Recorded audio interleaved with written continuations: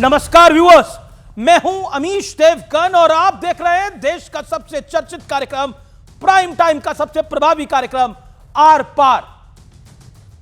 कोई आप पर अत्याचार करे, नरसंहार करे, क्रूरता की सारी हदें पार कर दे, आपके घर की बहन बेटियों की मर्यादा पर उंगली उठाए, आपके पूजा स्थलों को तोड़ दे, तो क्या आप उसका सम्मान करेंगे? उसकी शान में मेले सजाएंगे, उसकी कब्र पर चादर चढ़ाकर फातिहा पढ़ेंगे? लेकिन हमारे इस महान सेकुलर देश में कट्टर सोच वाले कुछ लोग तो हैं, क्रूर औरंगजेब के नाम पर मरने मारने को तैयार हैं, अकबर, बाबर और जहांगीर की निशानियों को सीने से लगाकर बैठे हैं। तो आज इन तमाम मुद्दों पर होगी देश की सबसे बड़ी बहस।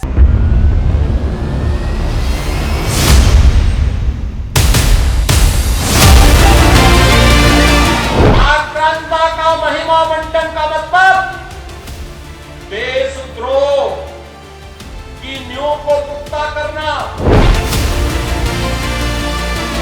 गुलामी की निशानियां कोई संजो के नहीं रखता है, जितनी मिट जाए उतनी अच्छी है। जितने भी तीर्थ स्थान हैं वहां वही काम करें जिनकी आस्था उसमें है। जो लोग आग लगाते हैं वही पानी डालना चाहते हैं। नागपुर के दंगे की अगर मुजरिम है तो ये फिल्म छावा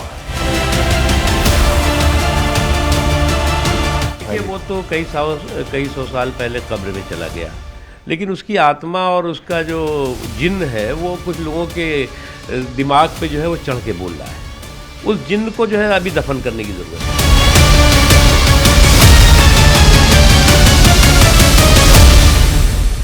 काशी मथुरा दोनों में हम कोर्ट का सहारा नहीं लेंगे। पब्लिक ने जैसे बाबरी मस्जिद को ध्वस्त किया, इन्हें ध्वस्त करके भी मंदिर बनाने का काम हम लोग हुआ करेंगे। आज का हमारा बड़ा प्रश्न है, क्या वोट बैंक वाले गेम के चक्कर में आक्रांताओं से प्रेम दिखाया जा रहा है और यह पूरी लड़ाई अब मथुरा काशी तक जा पहुंची है? मेरे साथ बात करने के लिए गौरव भाटिया, भारतीय जनता पार्टी के सीनियर एडवोकेट हैं और प्रवक्ता भी हैं। मेरे साथ इस चर्चा में फैज खान है, उनका अभिनंदन है। मेरे साथ अजीज खान है, प्रवक्ता समाजवादी पार्टी के। विवेक श्रीवास्तव है, नेता लेफ्ट के। तमाम लोगों का अभिनंदन है, आप तमाम लोगों का अभिनंदन है। लेकिन गौरव भाटिया, आखिरकार कहां लेके जाना चाहते हैं आप मुल्क को? विपक्ष कह रहा है कि आखिरकार नफरतें इतनी दिलों में भर क्यों दी हैं भारतीय जनता पार्टी ने? एक मौलाना साहब तो कह रहे हैं कि छावा फिल्म न बनती तो दंगे ही ना होते नागपुर के अंदर। अगर छावा फिल्म ऐसे ही चलती रहेगी, उस पर बीजेपी की सरकार ने बैन नहीं लगाया, तो अनकंट्रोलेबल हो जाएगी सिचुएशन। उसमें औरंगजेब को क्रूर राजा दिखाया गया है। नहीं अमीश जी, आप ये बताइए, क्या सच्चाई को बताना कोई जुल्म है? औरंगजेब को क्रूर शासक ना बताएं तो महिमा मंडन करे, जैसे अबू आजमी कर रहे हैं चच्चा बना के, हैं? और सबसे पहले मैं एक बात स्पष्ट कर दूं, योगी आदित्यनाथ जी की शासन में जो कड़ा निर्णय लिया गया है ना कि किसी आक्रांता का महिमा मंडन नहीं होगा, नहीं लगेंगे मेले, वो हम सबको गौरवान्वित करता है।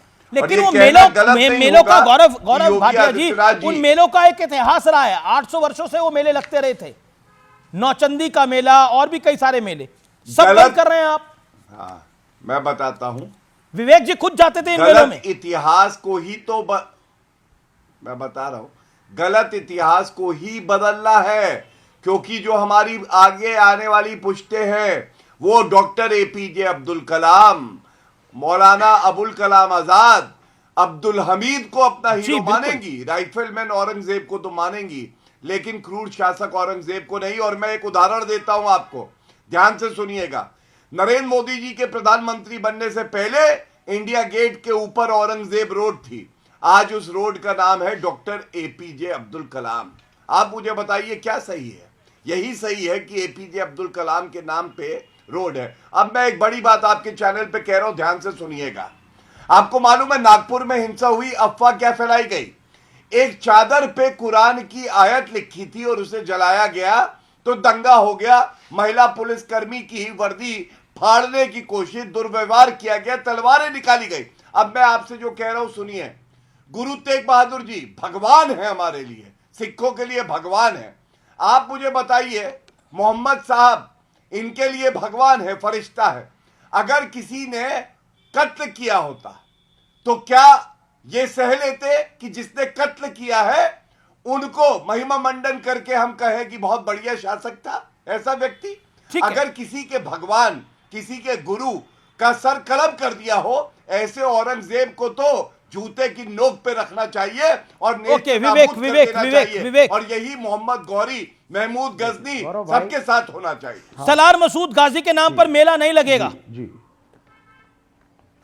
हाँ, गलत बात है, लगना चाहिए, ट्रेडिशन है, नौचंडी का भी ट्रेडिशन है, चल रहा है, चले। इसको हटाने या ना हटाने से आप जो है कैंसर की ना वैक्सीन बना पा रहे हैं, ना ग्रॉक बनाया, ना हमारी टेक्नोलॉजी है, उस पर कॉन्सेंट्रेट करना नहीं है, यही सब करो। गौरव भाई अब मेरी बात को जरा ध्यान से सुनिए। आपने दो चीजें विशेष बोली।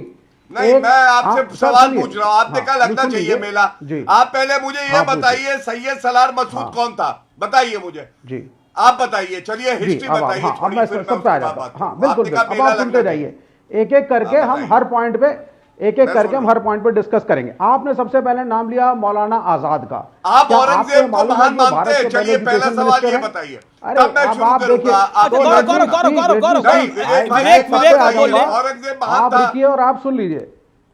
आप हाँ, अब आप सुन लीजिए जरा प्लीज। नंबर 1, आपने पहले बात करी मौलाना आजाद की, पहले एजुकेशन मिनिस्टर थे। जो इतिहास आप जिसको डिस्टॉर्ट करने की कोशिश कर रहे हैं, उसको मौलाना आजाद ने ही अपने सुपरविजन में पहली बार लिखवाया था। नंबर 1, जिसको आप हीरो कह रहे हैं। नंबर 2 पे अब आप आइए। आपने कहा साहब छावा जैसी फिल्में जरूर दिखानी चाहिए, जो इतिहास है खुल के सामने आना चाहिए। अब मैं 2 चीजें कोट कर रहा हूं, इसमें हाँ या ना बोलिए।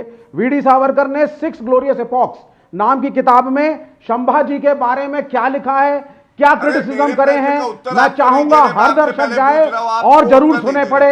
दूसरा, नहीं, अब आप फैक्ट्स एंड फिगर सुनिए सर, फिर आप काउंटर करिएगा। नंबर 2, गोलवलकर को आप सही मानते हैं या गलत, और बंच ऑफ थॉट्स के अंदर संभाजी की क्या परिभाषा गोलवलकर ने लिखी है, इतिहास इसको मानेगा या नहीं मानेगा? 40 लाख हिंदुओं को उसने मारा, कत्लेआम मचाया। आप इसका उत्तर दीजिए। आप पूछने वाले कौन है जो आप खुद उत्तर नहीं देते? आप बताइए। आप पेशेंस रखिए। नहीं, आप उस पर आते 1 घंटा निकल जाएगा। और डेट्स की बात करेंगे।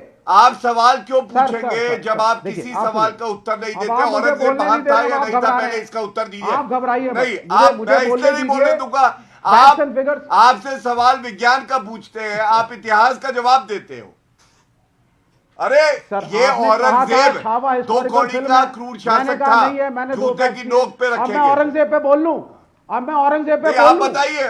आपने अभी तक मुझे नहीं बताया सैयद सलार मसूद के बारे में आपने क्या बताया? विवेक एक ऑडियोज डाउन। ओके विवेक श्रीवास्तव, मैं आपसे प्रश्न पूछ रहा हूं। विवेक श्रीवास्तव, अब देखिए मैं कोट कर रहा हूं इस पूरे मामले में संगीत सोम को। अब समय आ गया है कि औरंगजेब की निशानी भी मिटा दी जाए और काशी मथुरा दोनों में हम कोर्ट का सहारा नहीं लेंगे। पब्लिक ने जैसे बाबरी मस्जिद को ध्वस्त किया है, इन्हें भी ध्वस्त करके वहां मंदिर बनाने का काम हम लोग करेंगे। अब ये बीजेपी के नेता है।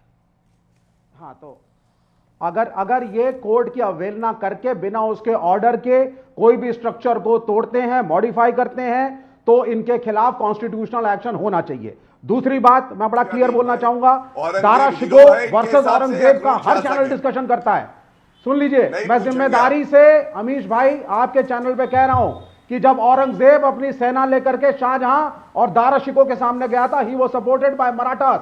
10 मराठा वॉरलॉर्ड और 9 राजपूत वॉरलॉर्ड, उन्होंने औरंगजेब का समर्थन किया था और 22 राजपूतों ने दारा शिकोह का समर्थन किया। अरे तो औरंगजेब के समय में भी तो जयचंद होते ही थे। तीसरा सुन लीजिए। ओके एक सेकंड। औरंगजेब के समय में भी तो जयचंद होते थे।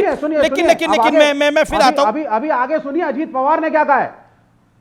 अजीत पवार ने क्या कहा ये भी सुन लीजिए, मुझे 20 सेकंड दे दीजिए। अजीत पवार साहब ने कहा नितेश राणे को कि भाई जाकर के इतिहास पढ़ करके आओ। दोनों एनडीए के घटक दल के नेता हैं और क्या इतिहास पढ़ करके आओ। तो अजीत पवार ने कहा कि शिवाजी की सेना के अंदर कम से कम 20 बड़े नोबल्स मुसलमान थे। ठीक है, okay, you made your point. Siddiq Hilal, ठीक दौलत है, खान, मैं विषय पर आता हूं। इब्राहिम फैज खान, फैज तो खान। ये हिंदू वर्सेस मुसलमान की लड़ाई थी ही नहीं। ओके, ये हिंदू वर्सेस मुसलमान की लड़ाई नहीं है फैज खान, कहूंगा इनसे लेकिन धर्म का एंगल इसमें क्यों आ रहा है बार बार? संगीत सोम ने जो बयान दिया है, उस बयान को आप किस तरह से लेते हैं कि औरंगजेब की निशानी मिटा देना चाहिए और काशी मथुरा दोनों में हम कोर्ट का सहारा नहीं लेंगे? देखिए, मैं बहुत पहले से कहता आ रहा हूं कि छत्रपति शिवाजी के शौर्य का प्रतीक औरंगजेब की कब्र नहीं है, कल्याण का किला है, रायगढ़ का किला है, जिस पर उन्होंने विजय प्राप्त की और छत्रपति की उपाधि धारण की। दूसरी बात, और हम पहले से प्रगतिशील मुसलमान कहते रहे हैं कि जिसका जो हक है वो दे देना इस्लाम हमें सिखाता है। तो एक कोर्ट केस लड़कर लिया गया, ये आपका इस्लाम सिखा रहा है, ये आपका इस्लाम सिखा रहा है, लेकिन अजीज भाई का इस्लाम ऐसा नहीं सिखा रहा है, वो इसके पक्ष में नहीं है। तो हम जो नहीं, इस्लाम अलग अलग नहीं है। पैगंबर हजरत मोहम्मद सल्लल्लाहु अलैहि वसल्लम को अमीन कहा गया, अमानतदार, सादिक कहा गया, सच्चा। यदि स्थान हिंदू भाइयों की अमानत हमारे पास है काशी और मथुरा का, तो मुसलमानों को आपसी समझबूझ से कम 2 स्थान और दे देना चाहिए। ओके, नबी की सुन्नत है, अजीज भाई से पूछिए हमारे नबी का नाम अमीन है कि नहीं है, सादिक है कि नहीं है। Okay, Aziz Khan has a response. Okay, Aziz Khan, Chhaava film जिम्मेदार है आपको लगता है इस पूरे औरंगजेब एजेंडे के लिए? छावा की फिल्म जिम्मेदार है, जैसे मौलाना साहब बोल रहे हैं, एक उसे बैन करना चाहिए। गृह मंत्री अमित शाह को चिट्ठी लिखी है। कौन जिम्मेदार है सर?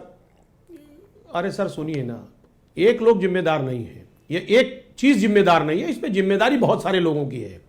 कुछ लोग आज तमाम समस्याओं से घिर गए हैं और घिरने पर जब उनके पास जवाबदेही नहीं है, वो जवाब नहीं दे पा रहे हैं, तो ऐसी स्थिति में फैज खान की बात का सहारा, औरंगजेब का सहारा, तमाम आक्रांताओं का सहारा, पता नहीं किसका सहारा ले रहे हैं। फैज खान की बात सच्चाई क्या है ये मैं आपको बताना चाहता हूं। फैज खान की बात का जवाब। फैज खान क्या बोलेंगे? मैं फैज खान के बारे में सिर्फ इतना कहूं कि इस्लाम क्या है, समाजवादी पार्टी क्या सोचती है कि मस्जिद की अज़ां हो या शिवालय का सजर हो, अपनी तो यह हसरत है किसी तरह शहर हो। ये है इस्लाम और ये है समाजवादी पार्टी। फैज खान को शायद पता होना चाहिए। दूसरी बात, मैं इंपॉर्टेंट बात कर रहा हूं, मैं इंपॉर्टेंट बात ये कह रहा हूं सर, 2 स्थान यही तो कह रहे हैं, मुंबई महाराष्ट्र की स्थिति क्या के लिए 2 स्थान दे दीजिए। सर सुनिए, अब 1 मिनट फैज भाई शांत रहिए आप। फैज खान आप मुझे बोलने दे, आप पहली बार बोल रहे हैं, आप मुझे बोलने दे सर। सर मैं बताना चाह रहा हूं कि महाराष्ट्र सरकार 9.32 लाख करोड़ का कर्ज उस पर है। लॉ एंड ऑर्डर महाराष्ट्र की बिल्कुल बिगड़ चुकी है, ध्वस्त है। बाबा सिद्दीकी की हत्या हुई, सैफ अली खान के घर पर अटैक हुआ, सलमान खान के ऊपर लगातार अटैक हो रहा था। इन सारी समस्याओं को अगर देखा जाए तो महाराष्ट्र सरकार के पास कोई जवाब नहीं। तमाम जो वोटर्स बढ़ाए गए, घटाए गए, तमाम समस्याएं खड़ी हुई, विपक्ष ने सवाल खड़ा किया, विपक्ष का सवाल का जवाब नहीं था, इसकी वजह से तमाम तरीके का विपक्ष के सवाल का जवाब तो चुनाव में वो मिल गया, लेकिन मेरा अब क्या करेंगे? भीड़ आ जाएगी पत्थर लेकर। सर मेरी बात सुने, क्या करेंगे? भीड़ पुलिस को बोलेगी, पुलिस की महिला अफसरों को बोलेंगी कि उनको अश्लील कमेंट्स करेंगी, क्या करेंगे उस भीड़ का? फैज खान जवाब, फैज खान जवाब, अजीज खान की बात। ओके, आप दोनों ही खान हैं, दोनों ही खान हैं। रमजान का पाक महीना चल रहा है, इत्मीनान से ठंडे होकर चर्चा करिए। ओके, मेरे दो फैज खान आपका जवाब 30 सेकंड। इंपॉर्टेंट बात कर रहा हूं मैं आपसे। जी जी जी जी जी ये जो घटना हुई है, नागपुर की डीसीपी साहब पे हमला भी हुआ है और वो पूरी प्लानिंग के साथ पहले से बम भी रखे गए, वहां पर गुलेली भी रखी गई, वहां पर पेट्रोल बम रखे गए, पत्थर रखे गए। ये प्लानिंग मैं पहले भी कह रहा हूं, ये कश्मीर मॉडल है, जो कश्मीर में सेना पर पत्थरबाजी होती थी। और अभी जो बांग्लादेश कनेक्शन दिखाई दे रहा है, मैं कहता हूं नरेंद्र मोदी जी एनआरसी जल्दी से जल्दी बनाए, नेशनल रजिस्टर ऑफ सिटीजनशिप, और यहां पर जो रोहिंग्या बांग्लादेशी और पाकिस्तानी बस रहे हैं, घुस रहे हैं, उन्हें जल्दी से जल्दी भगाया जाए। पाकिस्तान भी अस्थिर हो चुका है बलूचिस्तान के कारण, वो सब यहां पर घुसेंगे, अभी बांग्लादेशी, पाकिस्तानी, रोहिंग्या सब घुसेंगे। तो इनको भगाने के लिए जल्दी योजना बनाई जाए, नहीं तो ये हरकतें होती रहेगी। हमारे डॉक्टर्स पे भी हमला होता रहेगा, हमारे पुलिस वालों पे भी हमला होता रहेगा, हमारी सेना पर भी हमला होता रहेगा, और भारत देश के जो मुसलमान है वो बदनाम होते रहेंगे, जबकि भारत में बहुत सारे प्रगतिशील मुसलमान है जो शांति चाहते हैं। अजीज खान एक बात बताइए, मेरा प्रश्न है और 40 सेकंड में जवाब, फिर मैं गौरव भाटिया और विवेक के पास जाता हूं। एक सिंपल सवाल है मेरा, चलिए नागपुर के अंदर, महाराष्ट्र में कानून व्यवस्था ठीक नहीं है, मऊ में भी कानून व्यवस्था ठीक नहीं थी, वहां पर तो क्रिकेट की भव्य जीत के बाद जुलूस निकल रहा था। संभल में भी कानून व्यवस्था ठीक नहीं थी, कहीं कानून व्यवस्था ठीक नहीं है, पैटर्न एक ही है। पत्थर भी आ जाते हैं, पेट्रोल बम भी आ जाते हैं, तेजाब बम भी आ जाते हैं, सीसीटीवी भी तोड़ दिए जाते हैं, बताइए, धार्मिक नारे लगाए जाते हैं। बस यही देखिए अमीज भाई यही तो मैं कहना चाह रहा हूं। आप तो देश के बहुत बड़े पत्रकार हैं, आप खुद इस बात को जानते, एनालिसिस कर रहे होंगे कि 2024 में लोकसभा का चुनाव हुआ और उस चुनाव में जिस तरह बीजेपी शिकस्त खाई उत्तर प्रदेश में, चूरे हिल गई चूरे। आज वो कहीं ना कहीं वो नैरेटिव सेट कर रही है, वो रास्ता नहीं ढूंढ पा रही है। बहराइच से लेकर संभल तक ये जो प्रयोगशाला बनाया गया, सर प्रयोगशाला जो बनाया जा रहा है, खुद ही रहबर है, खुद ही कातिल है। सुनिए मेरी बात, खुद ही रहबर है, खुद ही कातिल। हकीकत क्या है? उसको छिपाया जा सकता है? नहीं छिपाया जा सकता है। आज जिस तरीके से हकीकत क्या है, प्रयोगशाला अलग अलग जगहों को हकीकत क्या है आपकी नजर? हालात बिगाड़ने की कोशिश की जा रही, यकीनन तकलीफदेह है। देखिए, ये संक्रमण का काल है। भारत जब अपने गौरव की तरफ बढ़ता है ना, जैसे कि फैजाबाद अयोध्या हो गया, जैसे कि इलाहाबाद प्रयागराज हो गया, भारत अपने प्राचीन गौरव की तरफ बढ़ रहा है। संक्रमण का काल चल रहा है, आतंकी तत्वों पर, असामाजिक तत्वों पर कार्रवाई हो रही है, देश को सजाया जा रहा है, स्वच्छ किया जा रहा है, सुंदर किया जा रहा है। तो इनको लगता है बड़ा कमेंट करा है आपने, पर आक्रमण बीजेपी की चूल्हे हिल गई, ये बड़ा कमेंट है अपने आप में।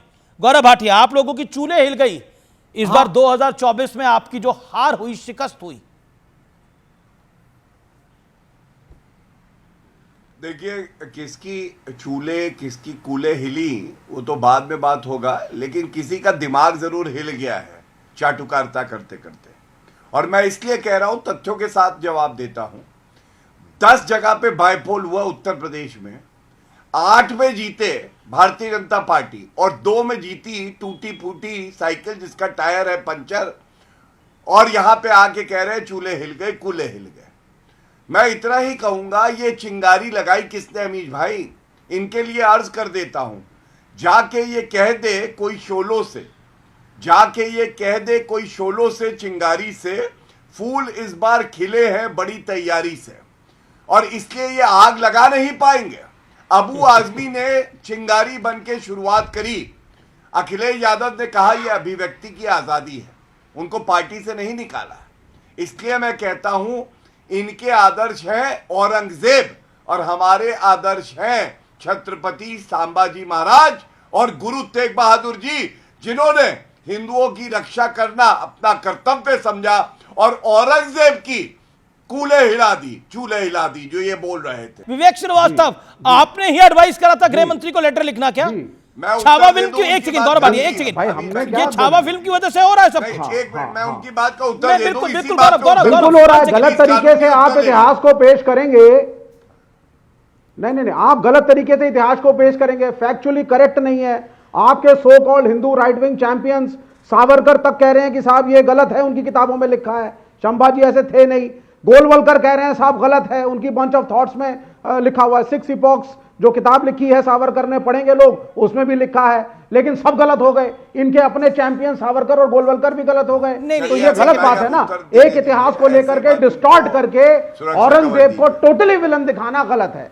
मैं कह रहा हूं औरंगजेब को टोटली विलन नहीं दिखाना चाहिए। वो एक राजा था, तो आप बता दीजिए, जैसे चाय में चीनी कितनी डालनी चाहिए, वैसे औरंगजेब को कितना बड़ा विलन दिखाना चाहिए आपकी राय के अंदर? नहीं, अभी एक मिनट, एक सेकंड, आप लेफ्ट एक्सट्रीमिस्ट हैं, लेफ्ट लिबरल नहीं बोलूंगा आपसे मैं कोई। पहली चीज धर्म के आधार पर ना करें।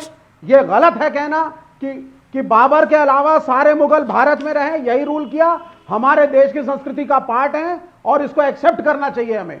उनका अपना कंट्रीब्यूशन है, आर्ट में, आर्किटेक्चर में। शाहजहां ने ताजमहल बनवाया, औरंगजेब भारत की संस्कृति का पार्ट है, बाहर फेंक दो। मतलब औरंगजेब भारत की संस्कृति का पार्ट है। देने दीजिए, सुरक्षा कवच बन दीजिए उनको। बिल्कुल, he was an emperor for 50 years. Okay, 50 साल तक यहाँ पे बादशाहत करी, चाहे गलत भी किया हो, वो फिर भी हमारे इतिहास का पार्ट है। आप उसको विषय नहीं कर सकते हैं, आप अकबर को विषय नहीं कर सकते हैं। जो आपका इतिहास है। Okay, you made your point. Okay, Faiz Khan response.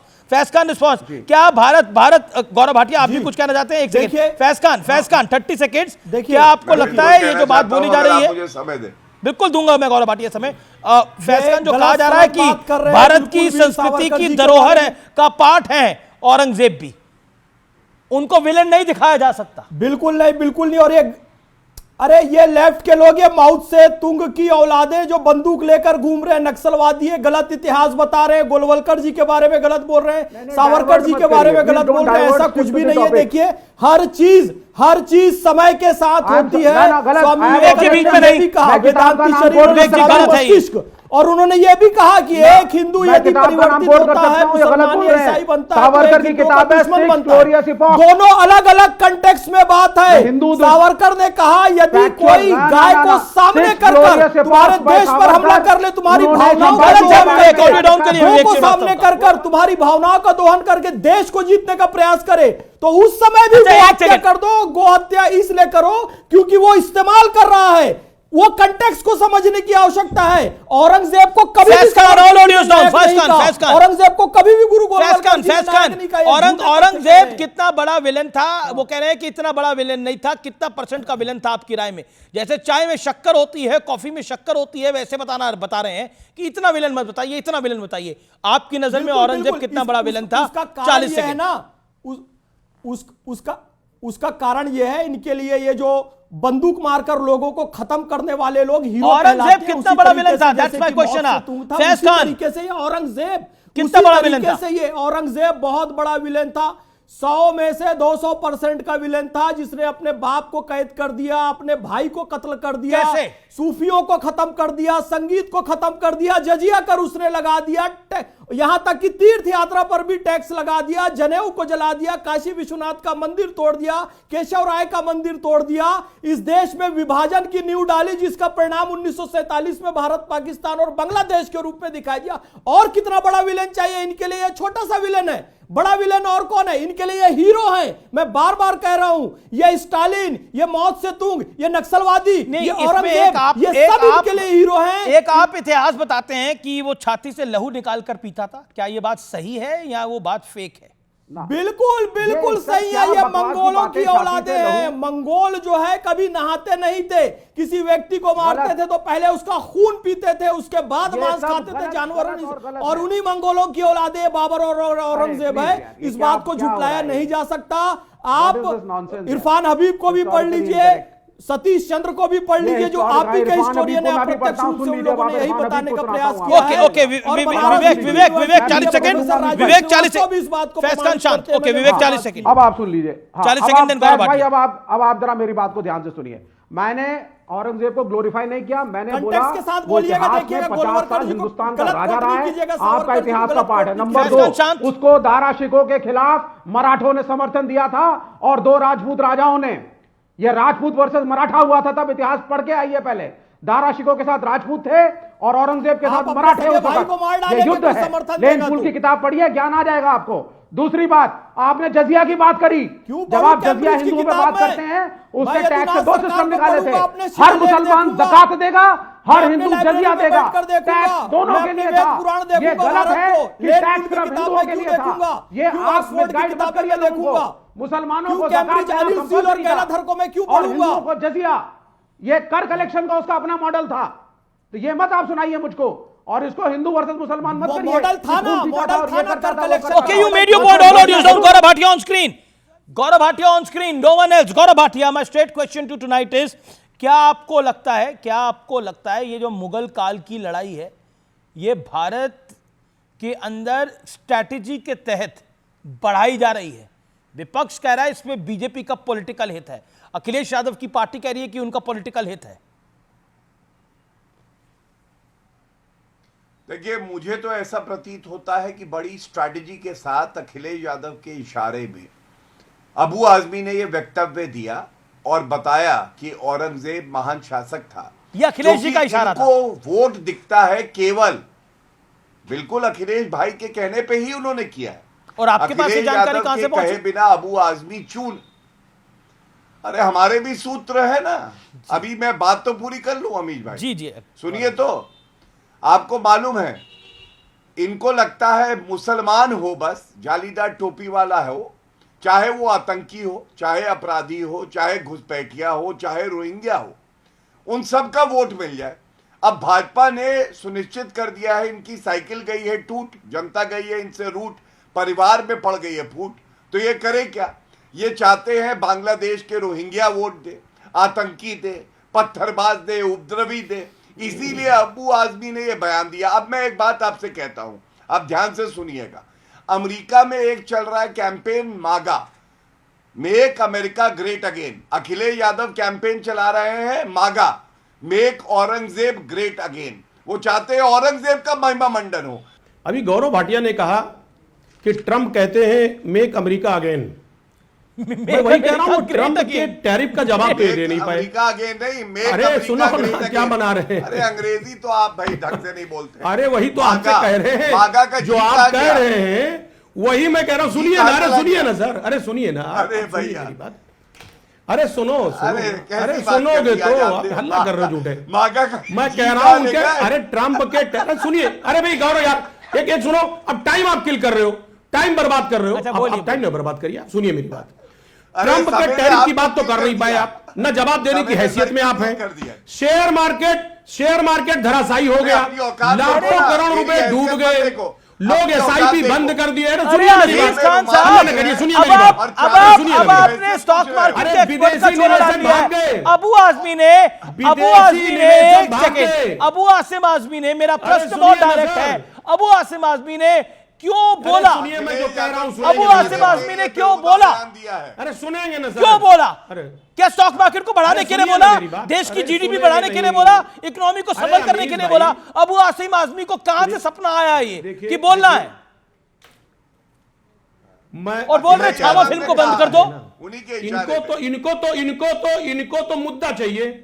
इनके पास जब कुछ तो मुद्दा दिया क्यों आप लोगों ने? तो ये मुगलों की बात करते हैं, ये मुगलों से बड़ा प्रेम है इनका। ये जब तक मुगल और पाकिस्तान की बात ना करें, अजीज खान, पाकिस्तान, एक सेकंड अजीज खान को जरा स्क्रीन पे रखिए और इनका ऑडियो डाउन करिए जनाब। अजीज खान, आपका ऑडियो में डाउन करो जरा 30 सेकंड के लिए। अजीज खान, आपको पता है कांग्रेस में एक लॉयल्टी टेस्ट हो रहा है, वफादारी का टेस्ट हो रहा है कांग्रेस पार्टी के अंदर। समाजवादी पार्टी में भी तुरंत करवाइए। अबू आसिम आजमी क्या गौरव भाटिया के बोलने पे बोल रहे हैं? उन्होंने नहीं जवाब। पता है आपको कांग्रेस में वफादारी का टेस्ट हो रहा है? जानकारी है आपको कि नहीं है? हाँ या ना बोलिए।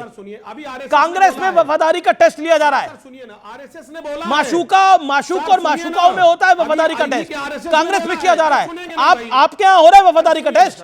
अरे अमीज भाई, नहीं, मेरा सवाल का जवाब दीजिए ना। आप ही से बात कर रहा हूं मैं। दिखाइए जनाब को, जनाब अजीज खान को विंडो में दिखाइए। मेरा निवेदन है पीसीआर को, मेरे दिखाइए इस महत्वपूर्ण चर्चा पे, इस आज के स्पेशल ब्रॉडकास्ट के अंदर, इस आज के स्पेशल एडिशन के अंदर। जनाब अजीज खान साहब, बड़ी माजरत के साथ मेरा प्रश्न है कि क्या आप लोग भी वफादारी का कोई टेस्ट करने जा रहे हैं? आखिरकार गौरव भाटिया के इशारे पे बोला था अबू आसिम आजमी ने, और अभी आप स्टॉक मार्केट की तरफ भाग गए। अब आप स्टॉक मार्केट के एक्सपर्ट हो गए। स्टॉक मार्केट को बढ़ाने के लिए बोला था अमीज भाई, इकोनॉमी को सुधारने के लिए बोला। सुन तो ले, जवाब बताइए। अरे सुने ना, आप सुनेंगे नहीं, ये तरीका नहीं अमीज भाई, ऐसे नहीं। मैंने बोला, जवाब आरएसएस ने अभी बोला है कि औरंगजेब की कोई वैल्यू नहीं। हाँ, बिल्कुल वैल्यू नहीं है, की कोई वैल्यू तो नहीं। आपको आपके नेता ने क्यों बोला उसकी वैल्यू है? अबू आसिम आजमी ने क्यों बोला उसकी वैल्यू है? उस पर कार्रवाई कब होगी? एक तरफ ये वैल्यू दे रहे हैं, एक तरफ वैल्यू नहीं, एक तरफ वैल्यू दे रहे हैं, एक तरफ वैल्यू दे रहे हैं, मुद्दे को अननेसेसरी हाइप दे रहे हैं। कोई मतलब नहीं। देश के विकास की बात होनी चाहिए, महंगाई की बात होनी चाहिए, बेरोजगारी की बात होनी चाहिए। नहीं, ये एक और एप्पल है। औरंगजेब हमारे कोई रोल मॉडल चाहिए। आपका नेता ये कह रहा है, आपका नेता कह रहा है, आपका गठबंधन कह रहा है छावा फिल्म जिम्मेदार है, आपका इंडिया अलायंस यानी गठबंधन कह रहा है छावा फिल्म जिम्मेदार है इस पूरी नागपुर हिंसा के लिए। आपको भी ऐसा लगता है? 10 सेकंड में जवाब दीजिए। जिम्मेदार बीजेपी है। और व्यूअर्स, इस समय हमारे साथ एक्सक्लूसिवली बातचीत करने के लिए भारतीय जनता पार्टी के नेता संगीत सोम है, जिन्होंने एक विवादित बयान दिया है। और विवादित बयान क्या दिया है मैं बता देता हूं। इसको विवादित कहा जा रहा है और एक तबका इसको बड़े तौर पे विवादित मान रहा है। अब समय आ गया है कि औरंगजेब की निशानी भी मिटा दी जाए और काशी मथुरा दोनों में हम कोर्ट का सहारा नहीं लेंगे। पब्लिक ने जैसे बाबरी मस्जिद को ध्वस्त किया है, इन्हें भी ध्वस्त करके वहां मंदिर बनाने का काम हम लोग करेंगे। संगीत सोम, औरंगजेब के मुद्दे पर इस देश में एक बड़ा विवाद चल रहा है। नागपुर में हिंसा हुई है, आगजनी हुई है, उससे पहले उत्तर प्रदेश के संभल में क्या कुछ हुआ मुझे आपको बताने की आवश्यकता नहीं है। क्या आप कहना चाहते हैं? अब आप यह कह रहे हैं, आरोप यह है कि आप भी इस आग में घी डालना चाहते हैं, या फिर कहूं तो कैरोसिन डालना चाहते हैं। देखिए अमीश भाई, मेरी समझ में नहीं आता किस बात को विवादित कह दिया जाता है, किसे विवादित नहीं कहा जाता। अगर एक एक करके मैं आपसे बात करूं, पहले मैं इसी पे बात करूं, क्या औरंगजेब आताताई नहीं था? क्या औरंगजेब ने लाखों हिंदुओं का कत्लेआम नहीं कराया? क्या औरंगजेब ने लाखों हिंदुओं की भावनाओं को देख रोनते हुए लाखों बहन बेटियों के साथ बलात्कार नहीं कराया? क्या उसने हजारों मंदिरों को ध्वस्त नहीं कराया? क्या काशी या मथुरा ये हिंदुओं की भावना का, सनातनी की भावना का प्रतीक नहीं है? क्या जब ये सारे काम औरंगजेब ने किए, किसी कोर्ट का आदेश था क्या? किसी कोर्ट के आदेश से उसने किए क्या? तब तो आज अगर कोई कोर्ट का आदेश होता तो लोग कहते हैं संगीत भाई, तब तो कोर्ट नहीं थे, अब तो कोर्ट हैं। अब तो कोर्ट है। अब आप एक बात मुझे बताइए ना, आपने अभी नागपुर की बात मुझसे की, नागपुर में आपने देखा, अगर कोर्ट है तो नागपुर में आपने देखा कि वहां अगर पुलिस अधिकारी थी, महिलाएं थी, और उनके नाम देख के उनके कपड़े फाड़ने का कोशिश की जा रही थी, उनके साथ क्या क्या अब्यूजिंग की जा रही थी, क्या क्या उनके साथ किया जा रहा था। आपने जब बोला कि कोर्ट है या कानून है या नहीं, वो तो अश्लील, अगर वो कुछ करेंगे वो कोई बात नहीं, अगर हमने गलत कहा है तो वो गलत था, निंदनीय है, वो उसका कोई समर्थन नहीं कर सकता। मुझे बताइए ना, किस कांग्रेस के आदमी ने आकर निंदा की, किस समाजवादी पार्टी के आदमी ने आकर निंदा की, किस टीएमसी के ने निंदा की? मुझे बताइए ना किसने निंदा की। नहीं तो अब वो निंदा नहीं करेंगे तो संगीत सोम बोलेंगे कि काशी मथुरा में भी हमें कोर्ट में जाने की क्या जरूरत है। अगर वो निंदा नहीं करेंगे तो अमीश भाई वो तो नहीं चलेगा, घर में बैठ के पिटा तो नहीं जा सकता, घर में बैठ के पिटा नहीं जा सकता, ये तो नहीं चलेगा। और काशी मथुरा में क्या आप नहीं जानते, वहां मंदिर थे, औरंगजेब ने उन्हें गिरा के मस्जिद हिम्मत जो आपको घर में आके पीट देगा? अरे तो ये पीटी रहा है, वो जो पत्थरबाजी हुई, पुलिस अधिकारियों पे गोली चलाई गई, पुलिस अधिकारियों पे पथराव किया गया, वो हमारे परिवार के नहीं है क्या? आपके परिवार के नहीं है क्या? तो क्या पिटने के लिए बने हम लोग, इसीलिए तरीके से पिटते रहेंगे? नहीं तो फिर इसका सोल्यूशन क्या है? फिर तो क्लैश बढ़ेगा। अमीश भाई सीधी सीधी सुनिए, औरंगजेब जैसे आक्रांता का कोई भी चिन्ह, कोई भी निशान भारत में इस टाइम नहीं चाहते हैं लोग, किसी कीमत पे नहीं चाहते हैं ना उसका। मैं तो ये कहता हूं वो कब्र है, उसे भी उठा के समुद्र में फेंक देना चाहिए। कई नेता गण ये कह रहे हैं, कई समीक्षक ये कह रहे हैं कि छावा फिल्म में जिस तरह का संभाजी महाराज को दिखाया गया है, छत्रपति संभाजी महाराज, उससे नफरतें बढ़ी है। पहले मैं आपको यह बता दूं अमीश भाई, किसी पिक्चर को देख के लोग अपना मन नहीं बनाते हैं, किसी पिक्चर के हिसाब से लोग नहीं चलते हैं। किसी पिक्चर में सत्यता अगर दिखाई है, लेकिन ये तो बहुत पहले से चल रहा है ना। आप मुझे ये बताइए कि महाराष्ट्र में बैठा हुआ अबू आजमी जैसा एक 2 टके का गुंडा जो वहां गुंडाई करता है, और वो अपने बाबर औरंगजेब को महान बताएगा, अपना आदर्श बताएगा, वो किसकी भाषा है? माफी मांग ली उसके आपको बाद नहीं पता किसकी भाषा है? वो अखिलेश यादव की भाषा है। नहीं, अखिलेश जी को उस पर खेत जताना चाहिए ना, क्योंकि वो अखिलेश जी का कार्यकर्ता है, और उसके मुंह में जो जबान थी वो अखिलेश जी की थी। पूरा देश जानता है इस बात को। अब इस पे सवाल जो है वो लगातार पॉलिटिकल पंडित भी सवाल उठा रहे हैं, लगातार विश्लेषक भी सवाल उठा रहे हैं, नेता भी सवाल उठा रहे हैं कि वक्फ के बिल की क्या आवश्यकता है, अभी क्यों लेके आया जा रहा है। ये वक्फ जो है एक भू माफियाओं का एक अड्डा बन चुका है, ये भू माफियाओं का एक गिरोह है, ये कुछ भी नहीं है। वक्फ का क्या मतलब है देश में? अरे वक्फ जाए पाकिस्तान में, यहां क्या मतलब है वक्फ का जी? नहीं, वक्फ को पाकिस्तान भेज रहे हैं, और भाईचारे की जिम्मेदारी क्या संगीत सोम की नहीं है? भाईचारे की जिम्मेदारी, गंगा जमुनी तहजीब की जिम्मेदारी क्या संगीत सोम की नहीं है? सारा ठेका हम नहीं ले रखा, हम भाईचारा। अगर हम सुनिए अमीश जी, हम हमेशा भाईचारे के साथ रहते हैं, हम किसी के साथ गलत करते नहीं, लेकिन हम गलत करेंगे नहीं, अब गलत सहेंगे भी नहीं। तो संगीत सोम की नजर में सही क्या है? ये नहीं, गलत आप करेंगे नहीं, सही क्या है संगीत सोम की नजर में जो वो बोल रहे हैं? आखिरी पॉइंट है, ये आखिरी सवाल है। बिल्कुल, अरे आप बताइए ना, सरकार सबके लिए काम कर रही है, सबके लिए घर बना रही है, सबको राशन दे रही है, सबको बिजली दे रही है, अच्छे हाईवे दे रही है, ये सबके लिए विकास है, और क्या होगा? Thank you so much, pleasure having you संगीत सोम। आपने हमारे तमाम सवालों के जवाब दिए।